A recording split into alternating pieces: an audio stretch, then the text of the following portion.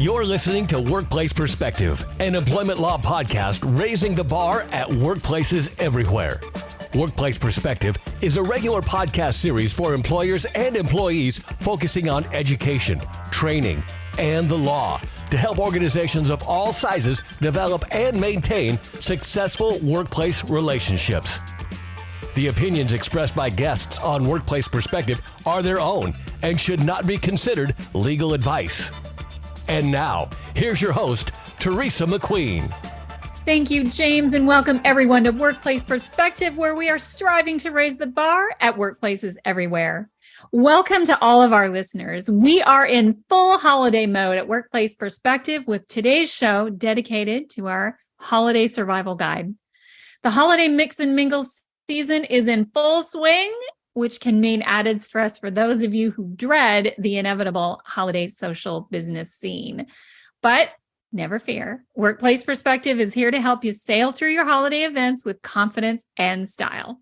It's going to be a great show today. Don't go away. We'll be right back. Workplace Perspective has a new website.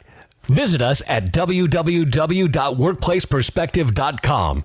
Check out our new look, including our featured guests and archive sections. Share us with your friends and colleagues to help us continue to raise the bar at workplaces everywhere. Welcome back to our listeners. It is hard to believe it's December already. And although the season can feel like a never-ending cycle of tinseled chaos, the holidays do actually present some wonderful opportunities to represent your organization and build your professional network. But I also know that the mix and mingle holiday circuit does present some challenges for a lot of those of us in the business world who struggle when it comes to personal interaction. So to help alleviate some of that stress, I want to walk you through one of the biggest stress points, small talk. Now, with so many companies coming back into in-person events, we've lost, I think, this, not only out of the habit of getting dressed up and going places, but lost that sort of muscle that we have around that being able to do small talk and talk to anybody. So I think it's important to talk about small talk as we come back into this season. I know COVID flu is up on the rise, but I do think that a lot more companies are going to be having some kind of in-person get-together. So we're going to do the small talk pep talk.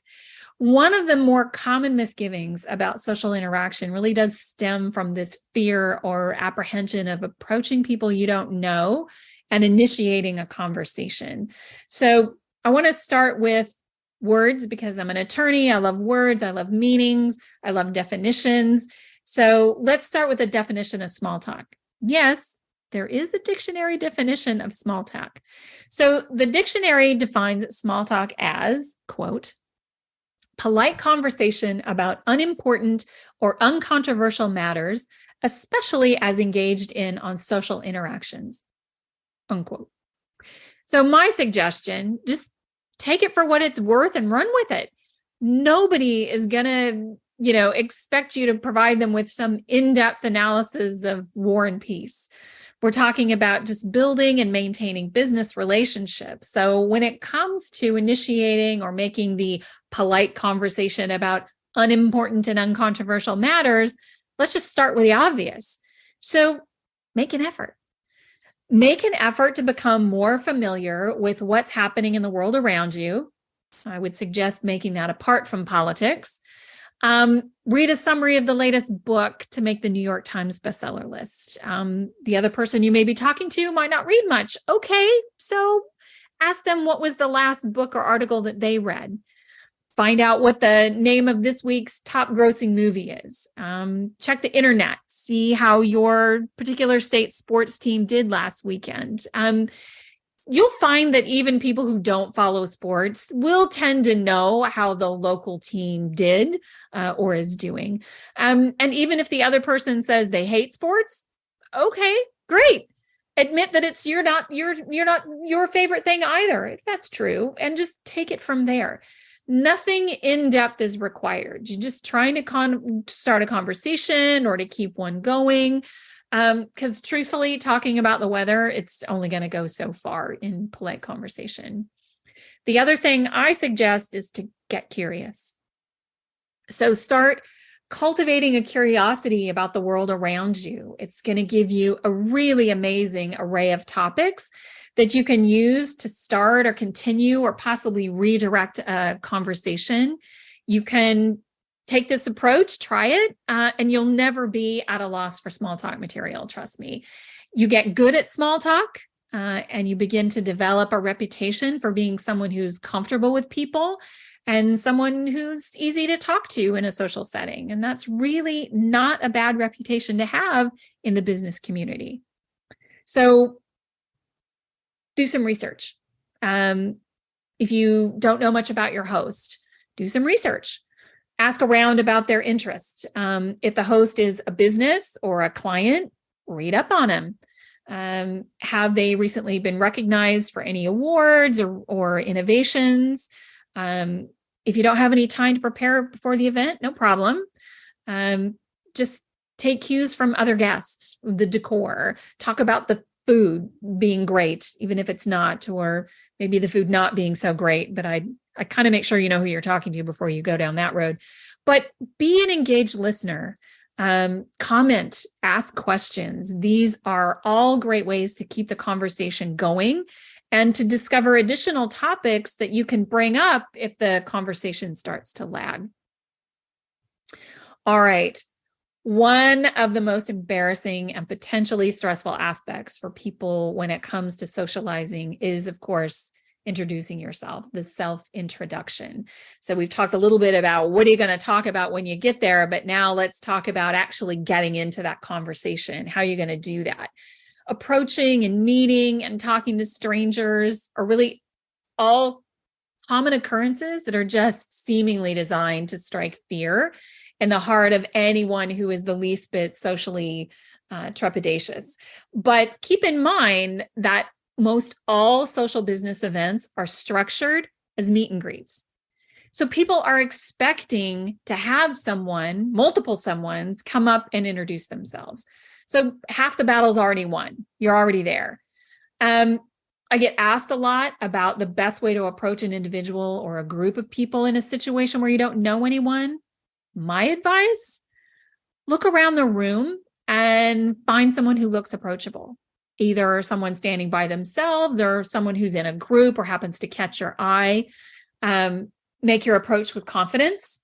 Look at the person that you intend to approach, whether they're alone or in a group. Smile, nod.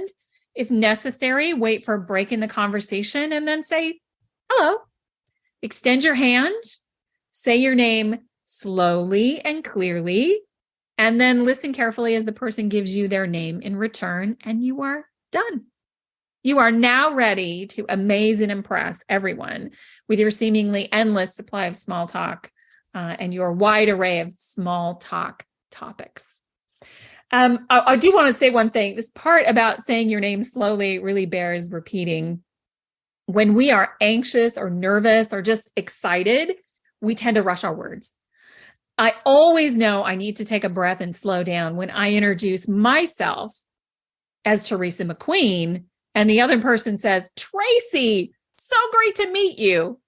Right? Clearly, I have muddled my name and they didn't hear me say Teresa properly. And since you want people to remember your name, it's really important that they hear it clearly. All right. Now, what happens when you can't remember somebody's name at a social event? This is another tough moment, and it happens to everyone. It's the inevitable, I'm sorry, I can't remember your name situation. And what do you do when you can't remember a person's name and you need to make an introduction, or when they remember you and you don't remember them? Well, one way to handle this situation is just to face it head on by asking the person for their name. Just smile and simply say, I'm sorry, I've forgotten your name. Most people are not going to be offended by this and are, of course, willing to forgive and forget, especially when the admission is accomplished or accompanied by such a sincere apology. There's something you can do if you're just too embarrassed by not remembering. You can simply turn to the person next to you, gesture to the newcomer, and ask, have you met? right? Leave that question on the end. And usually one of the two sort of picks up the clue and does a self-introduction. All right. So because we talked about small talk, the last thing I want to talk about on the topic of small talk is how to politely disengage. Politely disengaging from social conversations is another aspect of business social engagements that people can find difficult to navigate. So how do you preserve this budding professional relationship that you've just cultivated, or, maintain the relationship you already have without falling into the trap of having your time monopolized? What do you do when you realize the person you're talking with dislikes social settings even less than you do and has decidedly marked you as their lifeline for the evening? You carefully, with as much consideration or respect and being as honest as you can, just disengage.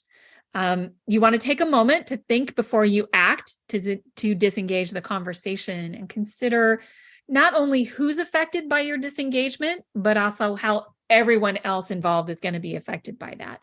So by considering not only who's affected, but how, you're going to put yourself in the best position to make choices about disengaging that are going to show respect to the other person or persons and continue to build that relationship. So taking time to consider your options for disengaging honestly will ensure that your actions are going to be sincere and genuine and authentic, which puts you in the best light. Being truthful is an important important part of acting honestly and with integrity. So focusing on being truthful and honest in your words and the way that you hold yourself, your outward appearance, is really going to help you choose a way to disengage that's going to benefit everybody involved, including yourself. So when it comes to disengaging in a social conversation, you don't want to be rude, but let's face it, sometimes you just feel trapped and you want to get away. So there's a number of ways to disengage, but not all of them follow typical solutions that really show consideration or respect. So people tend to get so frustrated or impatient in these situations that they sometimes say or do the first thing that comes to mind, which usually involves disregarding the other person altogether in favor of just telling a little, classic little white lie, which is not the most sincere or genuine approach, because all of us have some kind of tell on our face or with our body language when we're not exactly telling the truth, and people can pick up on that. So take a look at this kind of typical scenario and walk with me through a few of the various possible solutions, and noting that the typical white lie might get you into more trouble than it's actually worth. So take this scenario. You are attending this year's company holiday party. You find yourself cornered by someone who's monopolizing all your time, and you just can't seem to end the conversation. What are you going to do?